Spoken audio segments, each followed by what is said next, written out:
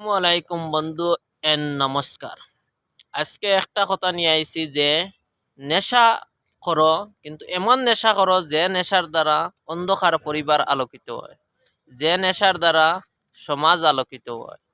নেশা এমন নেশা করিও না যে নেশার কারণে আপনার শরীরের ক্ষতি হয় এবং আপনি পরবর্তী সময়ে আপনার ক্ষতি হয়। নেশা এমন কাম করো যে নেশার দ্বারা আপনার ভবিষ্যৎটা আলোকিত হয়।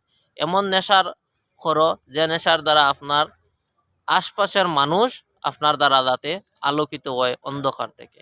তো এমন নেশা করো, এই আলতু ফালতু নেশা থেকে দূরে থাকার লগে আমি আজকের ভিডিওতে অনুরোধ করি। আর কেন আমার সমসঙ্গী অনেক যুবক এখন দেখতে পাই যে নেশার দ্বারা আজকাল নেশা করিয়া মানে পুলিশ প্রশাসনের দ্বারা হেনস্থা হওয়ার, এর কারণে নেশার থেকে দূরে থাকার লগে আজকের এই ভিডিওতে মানাইয়া।